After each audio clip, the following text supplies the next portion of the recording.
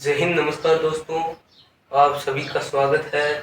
मेरा नाम कैलाश कोदर है और आज मैं चर्चा करने वाला हूँ कि मेवाड़ के गोहिल वंश से राव रतन सिंह के बारे में। आज हम चर्चा करेंगे। जो चित्तौड़गढ़ के शासक थे उनके बारे में शानदार तरीके से, बेहतरीन तरीके से चर्चा करेंगे। तो राव रतन सिंह चित्तौड़गढ़ के शासक थे। ये चित्तौड़गढ़ के शासक थे।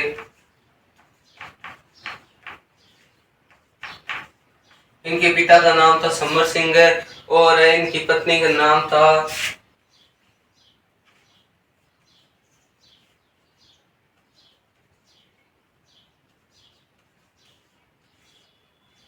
पद्मिनी। ठीक है, इनकी पत्नी का नाम था पद्मिनी और ये कहाँ की रहने वाली थी? यह थी श्रीलंका की रहने वाली थी।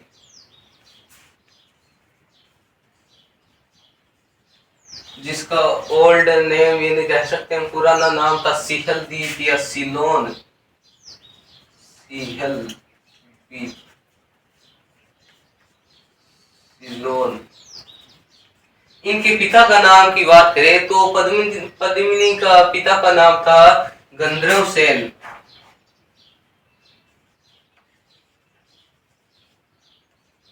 गंधर्व सेन के पिता का नाम था। माता की बात करें तो माता का नाम था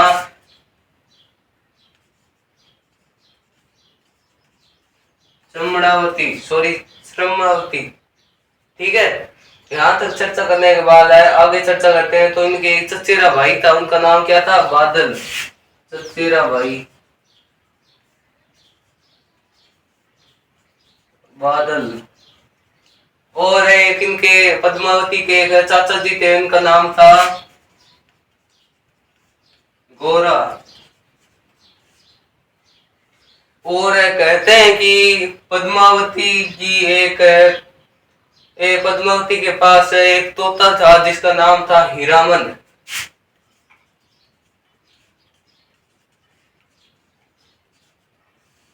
इन सभी कहानी का जो लेखा जोखा है वो मिलता है हमें पद्मावत में, जो किसके द्वारा लिखित है? मलिक मोहम्मद जायसी के द्वारा।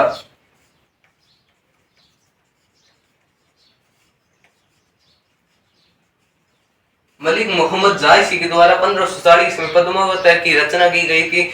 इस पूरी कहानी की जानकारी हमें पद्मावत में मिलती है। तो चर्चा करते हैं इस कहानी के बारे में। तो चित्तौड़गढ़ के शासक राव रतन सिंह की कहानी पर चर्चा करते हैं। तो शानदार तरीके से बढ़ते हैं आगे। तो पद्मावती के पास एक हीरामन नाम का तोता था जो सिहल द्वीप में रहता था। एक बार क्या था, एक मिनट में मैप से समझा देता हूँ। ये हो गया हमारा भारत, यहाँ पर है श्रीलंका। ठीक है, श्रीलंका यहाँ पर है, ये हमारा है भारत। और ये यहाँ पर है हमारा राजस्थान। ठीक है, यहाँ पर एक पाक जलडमरू समझौती संधि भी है।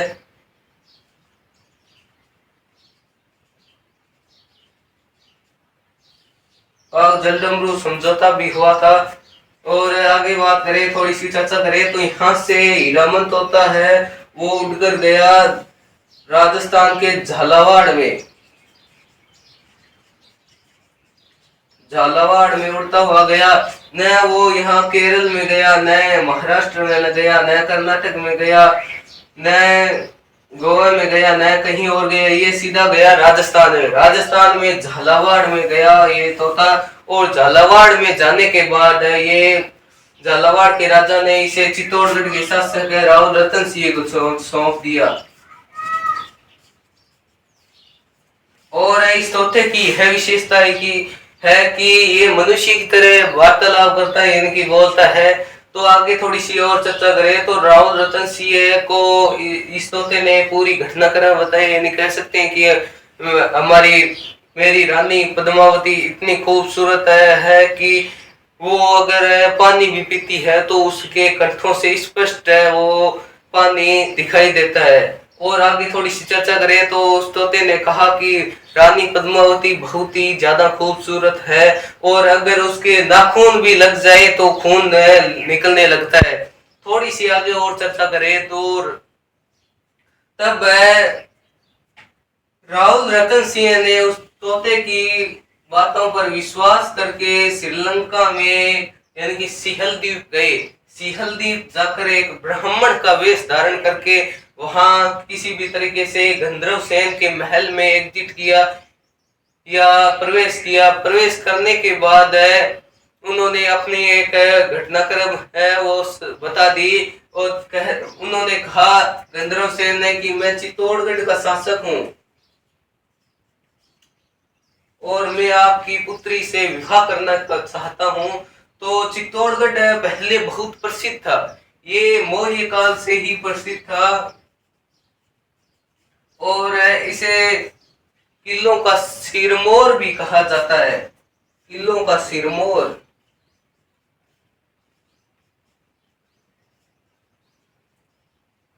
और चित्तौड़गढ़ पर मेसा का पठार भी है।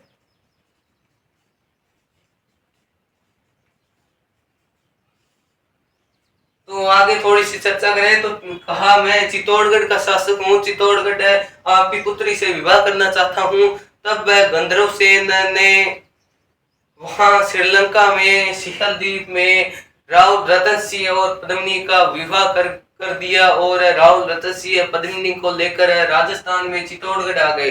यहाँ तक तो कहानी एकदम अच्छी से चल रही थी, लेकिन इस कहानी में आया ट्विस्ट है जब एक तांत्रिक का नाम था राघव चेतन, जो तंत्र विद्या में किसी को भी अपने वश में कर सकता था। इसको किसी भी तरीके से पता चला कि राजा रतन सिंह के पास एक पद्मिनी नामक एक स्त्री है, जो उनकी पत्नी है वो बहुत ही ज्यादा खूबसूरत है। तो इसकी चाहत बढ़ी, इसको आकर्षण हुआ पद्मिनी के प्रति। तब इसने पद्मिनी को देखना चाहा। तो कहते हैं कि एक बार इसने महल में लुक छिपकर पद्मिनी को देख लिया और देखकर हैरान रह गया। ये बात जब राजा रतन सिंह को पता चली तो राजा रतन सिंह ने इसे देश छोड़ने का ऐलान किया और इसे चित्तौड़गढ़ से बर्खास्त कर दिया। ये राघव चेतन है, इसका पश्चात लेने के लिए यानी कि इसका मान लीजिए पश्चाताप या बदला लेने के लिए ये गया अलाउद्दीन खिलजी, दिल्ली सल्तनत के अलाउद्दीन खिलजी के पास गया और अलाउद्दीन खिलजी के पास जाकर इसने कहा कि आप दिल्ली के शासक क्या खाक हो, आपके पास पद्मिनी जैसी स्त्री नहीं है जो इतनी खूबसूरत है, आप देख लोगे तो हैरान हो जाओगे। तब अलाउद्दीन खिलजी भी कुछ जिज्ञासा बढ़ी और इन्होंने सोचा कि किसी भी तरीके से ये पद्मिनी को हासिल करना चाहने लगे। तो इन्होंने क्या किया, इन्होंने चित्तौड़गढ़ में गए, पहले रतन सिंह के पास गए, रतन सिंह से आराम से बातचीत की। रतन सिंह नहीं माने, पद्मिनी के बारे में समझौता नहीं किया। तब इन्होंने कुछ और प्रयत्न किए लेकिन फिर भी कुछ नहीं हुआ। फिर बाद में 26 अगस्त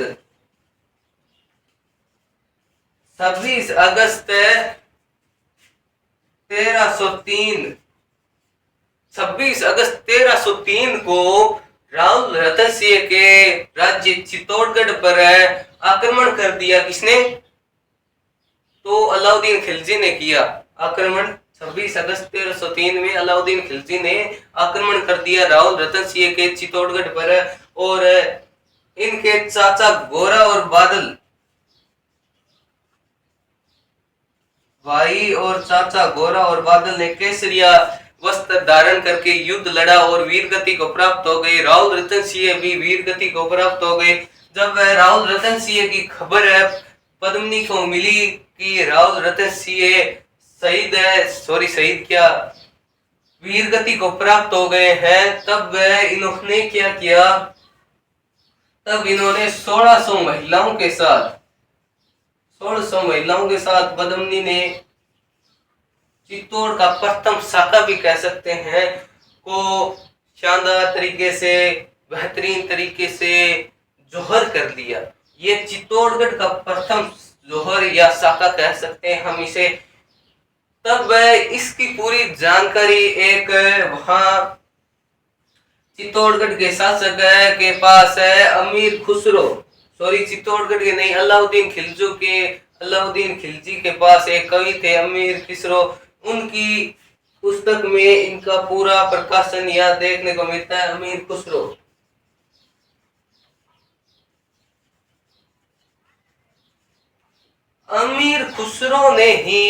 अमीर खुसरो की पुस्तक के आधार पर ही ये पद्मावत की रचना की गई थी। पद्मावत की रचना की थी मलिक मोहम्मद जायसी ने। मलिक मोहम्मद जायसी ने पद्मावत की रचना अमीर खुसरो की पुस्तक के द्वारा ही उसकी देख रखी की थी। आगे थोड़ी सी चर्चा करें तो फिर क्या था, चित्तौड़गढ़ अलाउद्दीन खिलजी ने जीत लिया। चित्तौड़गढ़ जीतने के बाद इन्होंने चित्तौड़गढ़ अपने पुत्र खिजर खा, क्या नाम था, खिजर खा को दे दिया और चित्तौड़गढ़ का नाम बदलकर खिजराबाद कर दिया।